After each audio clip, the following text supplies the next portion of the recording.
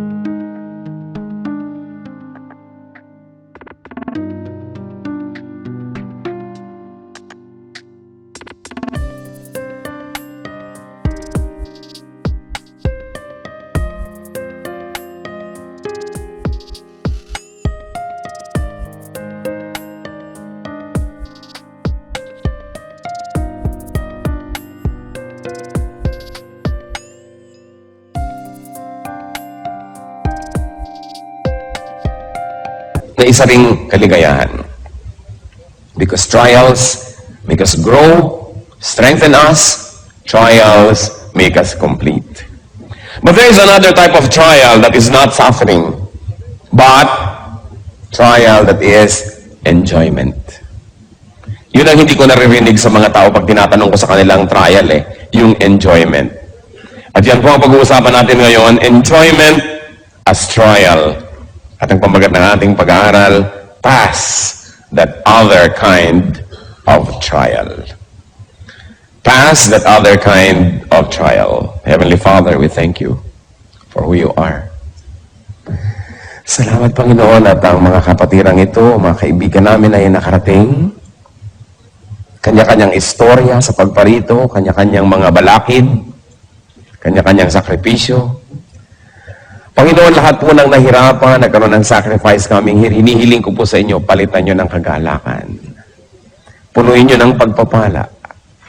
Honor the intention of your people for coming here today. We want to fellowship with each other, but above all, we like to fellowship with you. Nawa, Panginoon, ay puspusin niyo po kami ng inyong espiritu. Huwag kami aalis sa dakong ito na hindi niyo po kami nakausap, hindi niyo po kami napagaling, hindi niyo kami naturuan, hindi niyo kami naituwid. Mangusap po kayong may kapangyarihan. Tinig yung nais aming marinig. Use your servant only as your instrument. But be our speaker, O God. We recognize no other God but you, O God of Isaac, God of Moses, God of Abraham. So we reject any other God. We reject any other message from any other person or personality. But we want you, Father, to speak to us. Holy Spirit, enable us. Empower us to hear, to understand, and to become like Jesus. Father, take over. We are your people. We reject and rebuke all presence of evil, all work and plans of evil against His holy assembly. We reject in Jesus' mighty name. And we ask you to do your will. Let your will be done. We're confident, Father, that you hear as we ask in Jesus' mighty name. Pass that other kind of trial. And that other kind of trial is enjoyment. I'm going to talk about 8 enjoyments, 8 nice things, 8 roses that can become thorns, 8 blessings that can become curses, 8 enjoyments that can become trials. One of that, a trial that we should pass, is a trial of beauty and good looks. Tingnan ninyo yung katabi nyo. Siya kaya ang pinag-uusapan natin. Beauty and good looks. Tulad na lamang ni Joseph. Si Joseph the dreamer. Sabi sa Biblia, ay siya magandang lalaki. Sumabit suloy siya sa gulo. Pinagtangkaan siya at pinagnasaan ng babae niyang amo, asawa ng kanyang tunay na amo na si Potiphar. Genesis 39 verse 6 up to 7. Now Joseph was well built and handsome. And after a while, his master's wife took notice of Joseph and said, "Come to bed with me." At syempre dahil si Joseph po ay makadiyos, siya'y disente, may paggalang sa kanyang among lalaki, di niya kailanman pinagbigyan ang mga panunukso ng babaeng ito. At ang babae ito naman, cannot take rejection well. So what did she do? One day, she cried rape. Nung di siya pansinin, isinumbong niya at pinagbintangan niya na balak daw siyang gahasain ni Joseph. Because of that, Joseph went to jail. And another story deserves another telling. But the point is, kung ito ba naman si Joseph ay hindi may itsura, hindi sana napagnasaan. Kung minsan po, blessing, hindi ka masyado maganda. Hindi ka nare-rape. Blessing yung hindi ka masyado magandang lalaki. Walang masyadong nang-aakit sa'yo. Malaki pong pagsubok na maging maganda. At maraming tao, hindi nila na ipapasa ang pagsubok. Kinakain sila ng kagandahan, nagiging palalo, nagiging mayabang, o kaya nagkakasala dahil dumadaling magkasala sa dami ng nang-aalok. Kaya mabuti kumisan yung di na naaalok pa. Napipilitan ka maging banal. At least kahit pilit, banal pa rin. Kesa sa napakarami namang pagkakataon. Alam niyo yung magaganda, maraming choices eh. At kumisan yung choices, parang sumpa. Habang dumadami, mas nakakalito. Kaya yung mga temptress, mga tempter, usually magaganda rin ang itsura. Dahil hindi ka naman maaakit kundi sila maganda. Kaya ang sabi ng Romans 6:13, do not offer parts of your body to sin as instruments of wickedness, but rather offer yourselves to God as those who have been brought from death to life, and offer the parts of your body to Him as instruments of righteousness. Yan ang sinasabi. So, good-looking people, mag-ingat. At meron pa po ako isang ipakikiusap. Good-looking people, be kind to others. Huwag na kayong sobra pang magpaganda at mangakit. Maawa naman kayo sa magnanasa sa inyo. Tapos di nyo naman pagbibigyan. Di ba't kawawa? Lalo mga kababaihan na sobrang kakakit-akit ang mga itsura. Tapos ang dami nyong pinahirapan ng loob. Lahat ng makakita sa inyo ay kulang-kulang na lang mawala sa sarili. Mga driver na halos bumangga. Kawawa naman. Mga magaganda, mahabag kayo sa magagandahan sa inyo. Kaya kung minsan may wisdom yung mga Arabo, sinusukloban ng tunotan nila dantela. Mata lang ang ipinapakita. Sobra ka na naman kung pati sa matay na akit ka pa. Yung iba naman talaga dapat yung takpan. Kasi sobrang walang takip. Sinisipon na. Nagkakaroon na ng pulmonya, ayaw pang takpan ng katawan. So, maawa kayo. Maawa kayo sa magnanasa, na mag-ibigo lang naman. Maawa kayo sa maiinggit. Malaking pananagutan ang maging maganda. Beauty is from God, and it must glorify God. Beauty must never be surrendered at the feet of Satan to be his instrument. Pero tingnan ninyo, napakaraming magagandang tao, kasangkapan ng kasamaan. Ang kagandahan ay ginagamit sa pang-aakit ng asawa ng may asawa. Sa pagmamali ng kaisipan ng maraming makakakita. It's sad that a beautiful thing and that beauty can be a curse. So, watch out, beautiful. Watch out, handsome. Sabihin nyo nga sa katabi nyo yun. Watch out, beautiful. Watch out, handsome. Another trial, which sa biglang tingin is a blessing but can become a curse also, is health. Health? Pastor Ed, hindi pa kayo nagkakamali? Health can be a curse, yes. Because healthy people have so many options and choices of what to do. Katulad ng sobrang maliliksi ang mga paa, kung minsan kadadaling maghabol ng kasalanan at pumunta sa mga lugar ng kasalanan, kung yung pa naman nakapako sa kama at di makabangon, nagiging banal. You know, the body can do so much when you're healthy.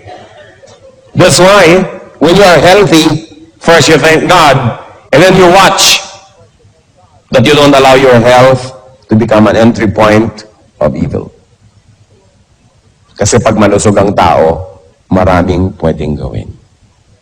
At saka marami rin pwedeng makigawa sa kanya. Kasi kung ikaw ba sumusukan ng dugo, ay wala na may gustong lumapit sa iyo kung minsan, malayo ka sa temptation. Pero kung lusog-lusog mo, maraming gusto na dumikit-dikit at lumapit-lapit sa iyo. Kaya ang katawan natin, mas malusog, mas ginagawa nating alipin ng kabutihan. Sabi ni Paul sa 1 Corinthians 9:27, "No, I beat my body and make it my slave." You know, if you don't make your body your slave, it will be your master. Yung katawan ng tao, pag hindi yan sinupil, pag hindi yan kinontrol, yan ang magiging amo nyo. At pag ang katawan ng tao naging amo, mapapahamak ang ating kaluluwa. Kasi walang gustong gawin ng katawan, kundi katamaran, kasalanan, luho, sarap. Kawawa ang kaluluwa ng tao na yung katawan niya ang naghahari sa kanyang buhay. Kaya ang sabi ni Paul, binubugbog ko tong katawan ko na to, pinupukpok ko to, pinipilipit ko to, at ginagawa ko siyang alipin ko, sumusunod sa kagustuhan ng aking espiritu.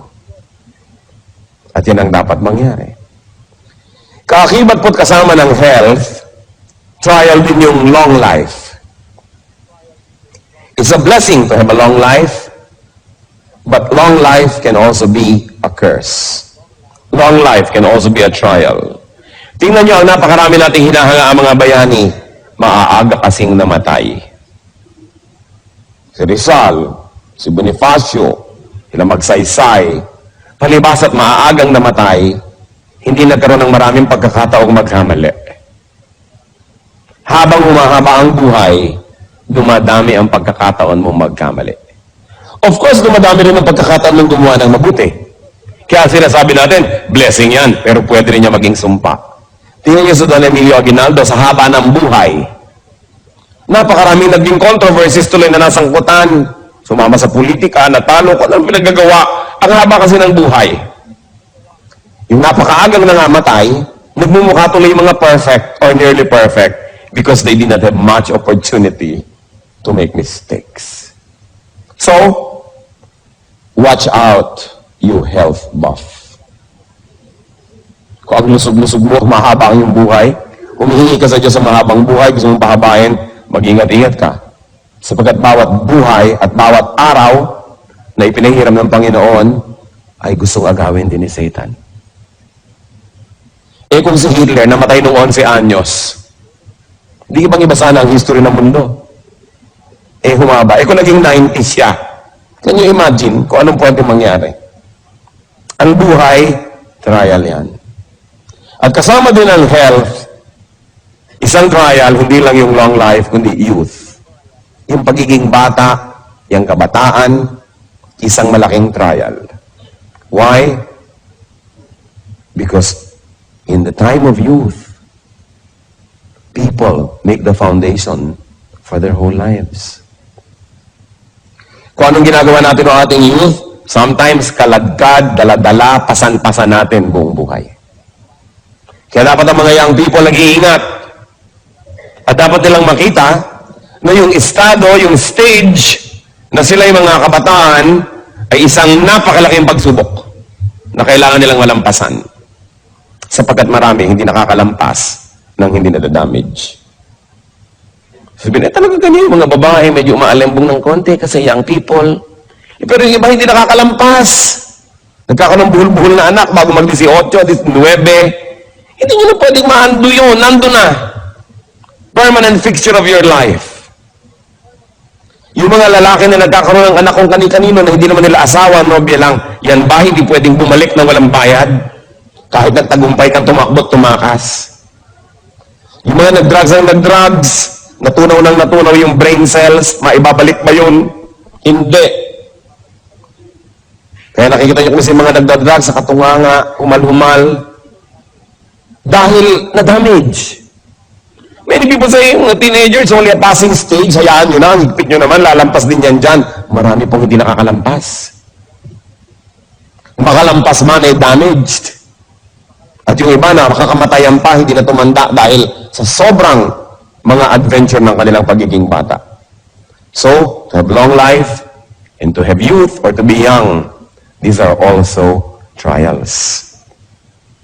Kaya sabi ng pinakamatalinong taong naglakad sa balat ng lupa, si Solomon, sabi niya sa Ecclesiastes 11, verse 9, "Be happy, young man, while you are young, and let your heart give you joy in the days of your youth. Follow the ways of your heart, and whatever your eyes see, but know that for all these things, God will bring you to judgment." Sige, sundin mong gusto mo, gawin mong gusto mo. Total lang lusog-lusog mo, wala ka pang mga sakit sa bato, wala ka pang gallstone, wala ka pang mga renal stone, wala ka pang kung ano-anong stones, wala ka pang rheuma, wala ka pang mga kung ano-anong sakit ng tuhod at kasukasuan. Kaya akala mo, iyo ang buhay, sige, gawin mo. Kaya lang, sabi niya ganun, huwag mo kakalimutan, may araw ng pagtutuos. Babayaran ang dapat bayaran, pananagutan ang dapat panagutan. Kaya yung mga iba, kabata-bata pa lang, 40, 50, nanginginig-ginig na. Paano na young person? Walang ginawa ko di pagkatapos ng basketball, paligo. Ayaw maniwala sa pasma. Pag nanginginig na, ay totoo pala. Sabi kasi ng doktor, walang pasma. Alam nyo, marami pang hindi alam ang medisina. Pero yung mga matatanda na nag-observe ng buhay, naturuan ng matatandang nag-observe before them, marami silang alam na dapat natin pakinggan. Science, medicine, they're all dynamic. Isa yung sinasabi ngayon, biglang bukas, ay mali pala, hindi na pala ganun, papalitan na natin. Paano kung damage ka na dahil pinaniwalaan mo mali? Kailangan pinapahalagahan natin ang payo ng matatanda. Sapagkat sila itong mahaba ang karanasan.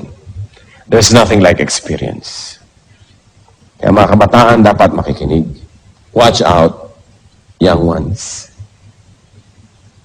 Kasi trial ang stage na yan na kayo mga bata. May isa pang trial na sa biglang tingin blessing. Work, business, livelihood. Itong mga bagay po na ito, trabaho, negosyo, hanap buhay, isang malaking pagsubok. Marami mga tao, pag walang trabaho, lagi nasa church. Ang banal, dasal lang dasal. Pastor, pag-pray nyo naman po magkatrabaho ako. Nung nagkaroon, di mo na makita anino. Nalayo. Dahil, natupad ang mga inimiti. Sobrang naging busy. Nawala. So sila, malapit lang sa church, naglilingkod lang sa Diyos, habang wala ibang magawa. Pero oras nagkaroon na, wala na sila. Nagiging sumpa ang dapat sana ipagpapala na trabaho o negosyo. Sa Biblia po, ang Panginoong Diyos ay nirepresent ng isang hari sa isang istorya. Naghain siya ng napakaraming pagkain, ipinatawag ang mga tao. Of course, this is parallel to salvation. Gusto ni Lord pa-save ang mga tao, papakainin niyo ng food for the soul and for the spirit. Pero ang daming tumanggi. Matthew 22, verses 2 to 5, actually verse 2, and you can go on reading on your own up to 5. Sabi, but they paid no attention and went off. One to his field, another to his business. Hindi nila pinakinggan ang imbitasyon. Busy kasi sila eh. It's a blessing to be busy. But it can also be a curse. Especially when you are too busy for God and for God's work. So watch out, you workhorse. Kung sobra kayo magtrabaho, wala nang lugar ang Diyos, sarili na lang, income, hanap buhay, climbing up the corporate ladder, this dog-eat-dog thing, watch out. There's another area of trial, and that is wealth. Ang kayamanan, napakalaking pagsubok. Malaking pagsubok ang maging mahirap. Pero napakalaki rin pagsubok ang maging mayaman. At kung sa akin ay papipiliin, mas mahirap dalhin ang pagsubok ng pagiging mayaman kesa ng pagiging mahirap. Because it's terrible when you can afford your vices. It's terrible when you can afford to follow your appetites. It's terrible when you can afford to finance bad taste. It's terrible. So what you do with what you have is under scrutiny. What you do with what God gives you will be under judgment. Meron kaya tayong wealth, whatever it is, that we love more than God? What do you love above your wealth is watched in heaven. Hindi masama maging mayaman. Ang gusto naman, Lord, na maging prosperous tayo lahat eh. Pero oras na inuna mo na yung kayamanan kaysa sa Diyos, oras na siya ang iyong Diyos, kawawa ka naman. Kasi dinagdagan mo ang Diyos ng iyong buhay. Yung mga sumasamba sa salapi, kawawa. Sa halip na kanilang gamitin ang salapi at sila ang naglilingkod sa salapi. Sukdo lang sirain nilang kanilang mga relasyon sa kapwa, sirain nilang kanilang puri, reputasyon, kabanalan, magkapera lang. Then they become slaves.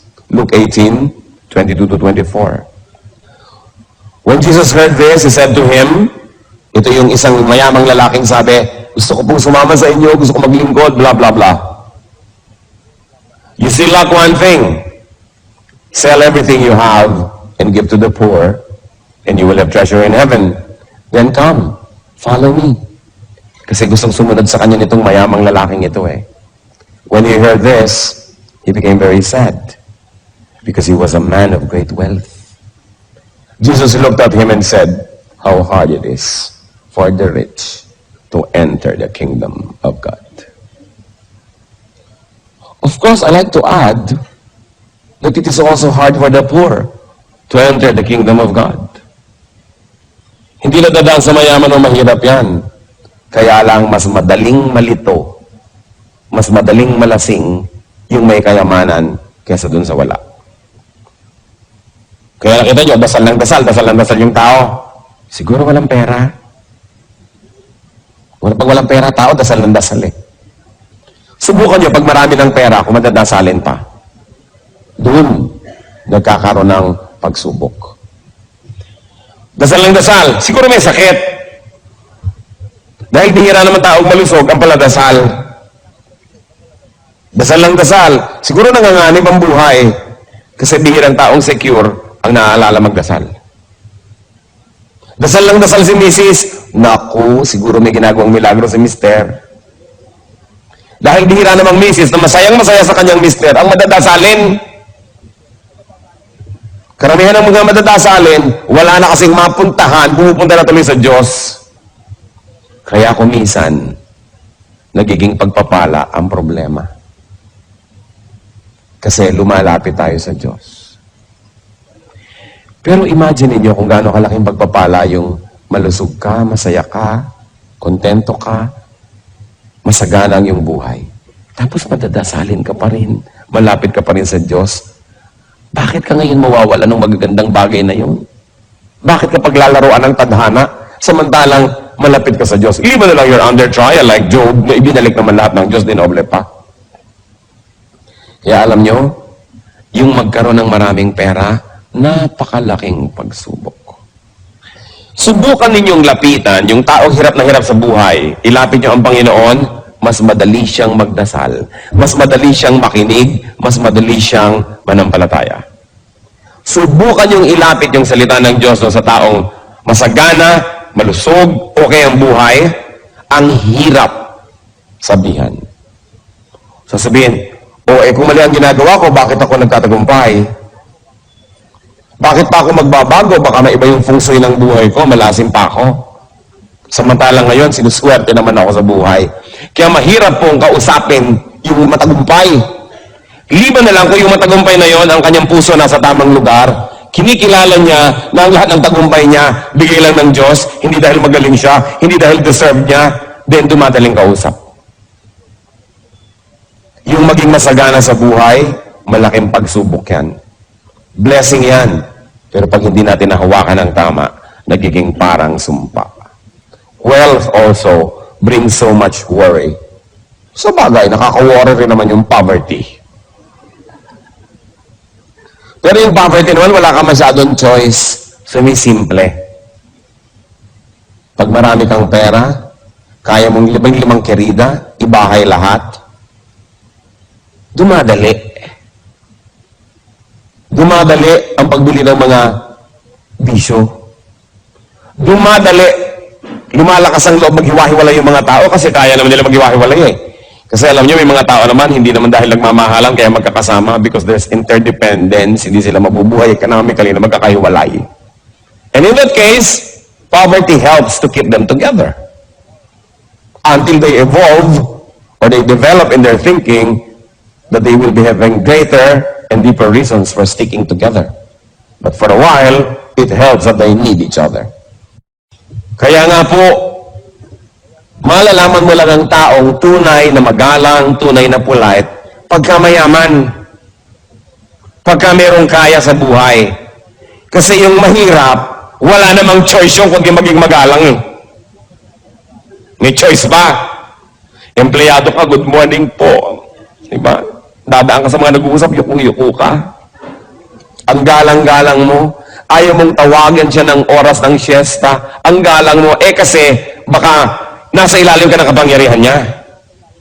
Pero oras na ikaw na yung makapangyarihan, oras na ikaw na yung may pera, at magalang ka pa, at hindi mo na kailangan ng tulong nila, pero magalang ka pa, yun lang nagkakatalong nalalaman, magalang nga siya. Because many people are forced by circumstance to be nice.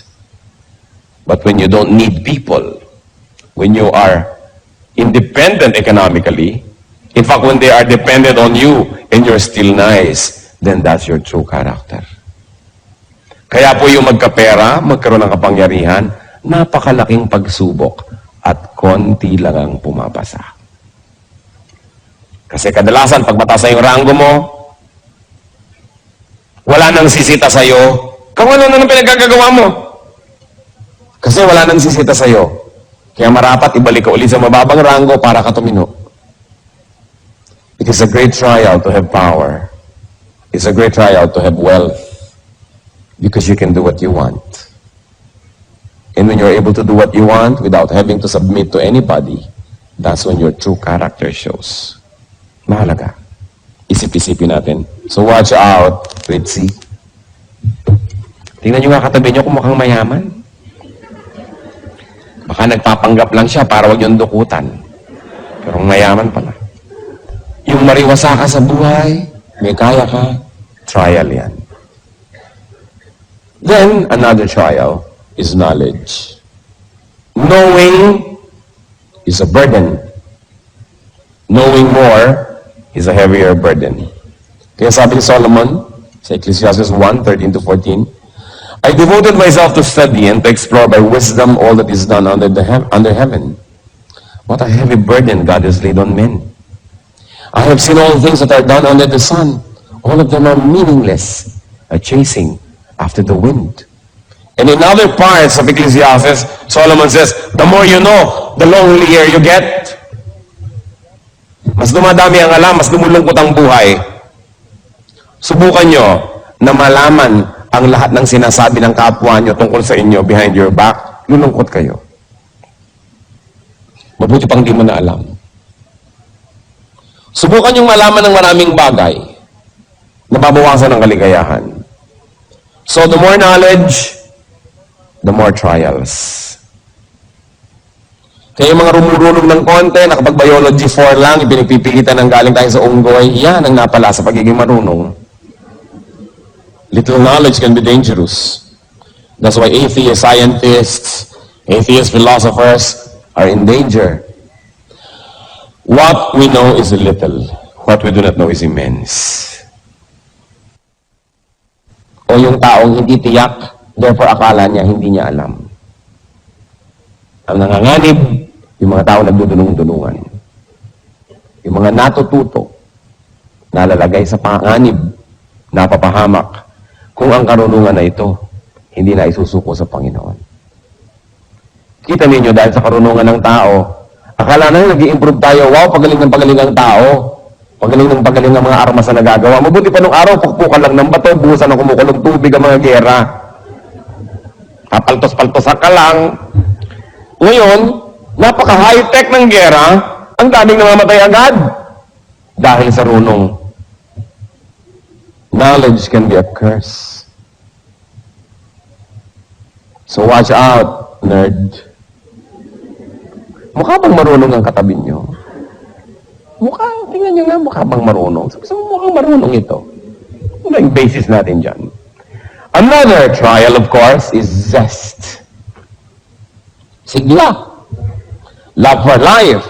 Love for your vocation. Sigla. Yung meron tayong passion. Actually, maganda yan. Pero trial yan. Dahil kung saan ninyo yan, i-dedicate, doon kayo mapupunta. Sabi sa Matthew 10:39, whoever finds his life will lose it. But whoever loses his life for my sake will find it. So para nasan yung zest niyo ba? In finding God or in finding other things? What causes do you pursue? What causes do you live for? Make sure the things you live for are worth dying for. And the things you die for are worth living for. Kaya dapat pag-ingat-ingatan natin yung sigla kasi kumisan kung saan-saan napupunta. Pang-pito po na trial sa buhay, good relations. Yung meron kayong mga mapagmahal at minamahal na mga magulang, mga anak, mga asawa, kaibigan, etc., etc. Akala natin ito is lagi nalang good sa atin. They can be trials. Our loves, our affections, our involvements. Pag iniisip ko itong sa Abraham, bakit matapos na manalangin ng kay haba-habang panahon na magkaanak, nung nagkaanak, sabi ni Lord, paki-offer mo nga sa akin yung si Isaac. Is it possible na dahil sa pananabik niya na magkaroon ng anak, ay namagitan na yung anak niya sa kanya at sa Diyos? Possible kaya? Kaya gusto ni Lord mag-prove ni Abraham. Kay Abraham mismo, sasabihin niya na number 1 pa rin ang Diyos kasi nabay offer mo. At nung nagkaroon siya ng lakas ng loob at katawan na gawin yon, hindi naman ipinatuloy ng Diyos kasi napatunayan, hindi naman pala susubayin ni Abraham ang Diyos dahil sa anak. All your God with all your heart and with all your soul and with all your mind. Kaya sabi sa Matthew 10:37, anyone who loves his father and mother more than me is not worthy of me. Anyone who loves his son or daughter more than me is not worthy of me. Ang tagal, pinroblema ko yung verse na yan. Sino sa inyo naman problema sa verse na yan? Raise your hands. Sige pa, aminin nyo na. Kakaproblema, no? Sabi ko, bakit naman ganyan ang Diyos? Napaka-egocentric. Gusto na lang lagi lang siya, number 1. Pati ba naman sa nanay ko, mauna pa siya. Kung meron ako anak, may asawa ko, mauna pa siya. Tapos una siya sa lahat. Di lahat ng tao siya na lang yung number 1. Bakit naman? Na-share ko na sa marami to, payagan nyo akong ulitin ko sa inyo dahil baka hindi ko pa na-share sa inyo. Dahil nagkaroon ako ng peace sa verse na ito eh. At alam niyo kung paano, sa hinabahaba ng pakipagbuno ko sa verse na ito. Napagtanto ko, I'm sure it came from the Lord, na kung sino ang mahal nyo, yun ang makakasakit sa inyo. Kaya ka ba naman saktan ni Aling Epang doon sa may kanto? Hindi siguro, maliban na hinampas ka niya. Pero hindi niya kaya saktan ng puso mo. Tulad na magiging sakit kung iniwan ka na asawa mo. Pinagtaksilan ka ng nobyo mo. Sinumpa ka ng magulang mo. Iniwan ka ng anak mo. Ang sakit. Kasi yung mahal mo, ang makakasakit sa'yo. Mas mahal mo, mas kaya kang saktan. Ngayon, kung nagmamahal ka ng tao, humanda-handa ka masaktan. Kasi, iiwan ka niyan. Maaaring pagtaksilan ka dahil siya naging marupok. O maaaring pagtaksilan ka dahil basta ayaw na niya sa'yo. O ang tapat-tapat niya, ang buti-buti, namatay. Di wala rin. Mawawala rin. Kawawa naman ang taong sobrang nagmamahal sa kapwa. Humanda kang lumuha. Kaya ang sabi ng Panginoon, unahin niyo ako. Ako ang gawin yung number 1 love. Kasi hindi naman siya mamamatay. Hindi lagi siyang nandyan. Hindi ka naman niya pagtataksilan dahil siya matapat. Hindi ka naman niya iiwan because he fills heaven and earth with His glory and with His presence. Hindi ka niya dadayain, hindi ka niya pagsisinungalingan. Tutulungan ka pa niya, sasamahan ka niya. Kaya sabi niya, pag akong mahal niyo, wala kayong kalugi-lugi. Ano mo, Diyos ko, ang bigote? O, di gawin mo number 2, number 3 sa iyong buhay. Pag taksilang ka, mawala siya sa'yo, dahil ako pa rin ang number 1, nasaktan ka, pero konti lang. Kasi pag yung number 1 sa buhay mo ang nawala, sabi mo ba, Crispin, Basilio. Kasi nawala yung number 1 eh. May problema pa kayo sa verse na ito? Nasolve na, saling nasolve na ang problema. Gusto ng Diyos, number 1 tayo. Number 1 siya sa buhay natin kasi gusto niya tayong alagaan. Di ba? Sino sa inyo mga magulang? Di ba pag may naliligaw sa anak nyo, kinakabahan kayo? Baka paluhain tong anak ko? Ano ba itong naliligaw sa kanya? Laki ng hikaw. Malaki pa sa hikaw ng daughter ko ang hikaw mo, iho. Nakakatiyak ka bang matutuwa ang anak ko sa piling mo? Kasi ang grade mo, puro pasang awa. Kawawa naman ang anak ko. Hindi ba't kuminsan kung pwede lang ibulsa yung anak niyo yung paligawan? Dahil ayaw niyo masaktan. Hindi dahil gusto niyo siyang sadistahin. Kasi parang kitang-kita niyo na, anak, masasaktan ka. Tapos nakikita mo na hindi ka na sinusunod dahil susunod-sunod sa nobyo. Hindi na sinusunod na yung mga patakaran, nagsisinungaling na sa'yo. Eto na nga, number 1 na yung nobyo, hindi na ako. Kawawa naman ang anak ko. Kaya ang magulang, kung pwede lang, anak, ako na lang gawin mo number 1. Hindi kita pagtataksilan. Dito ka na lang sa atin. Magsama-sama tayo habang libing. Kung pwede lang ganunin ang anak. Kasi gusto mo i-protect. Ganon. In a much greater way, ganon tayo gustong i-protect ni Lord. Kaya sabi niya, gawin mo ako number 1. Hindi dahil sa egocentricity ko, hindi dahil sa pride ko, hindi dahil gusto ko makuha lahat ng atensyon. Kasi gusto kitang di masaktan. Magmahal ka ng iba, konti lang, wag tulad ang pagmamahal mo sa akin. Para dumating, umalis sila, mabuhay, mamatay, lumusog, magkasakit, nag-aalala ka, nasasaktan ka, pero hindi ka kayang itumba kasi yung tunay mong mahal, eto pa rin. Ang bait ng Diyos. Ang galing-galing niya. Napakahusay. So, kayong sobrang magmahal sa tao, watch out, lover. Mag-ingat-ingat kayo. Lalo yung mga romantic love. Kaya maraming tumatalon sa Pasig. Dahil ka sa pag-ibig na yan. Pag-ibig na ligaw. Kasi nauna yung tao kesa sa Diyos. Sinong magpapakamatay kung nawalan ka ng mahal sa buhay pero number 1 mo ang Diyos? Hindi. Kaya mga nagpapakamatay dahil sa pag-ibig, alam mong, ay, nakakalungkot mang isipin na tabunan ng Diyos, nagmahal ng kapwa, ng lubos-lubos. Lampas sa kalooban at disenyo ng Diyos, napahamak tuloy. Pang-8, sana bala ko mga 100 pero tama na siguro yung 8, no? Pang-8, na trial, accomplishments. Akala nyo trial ang kabiguan?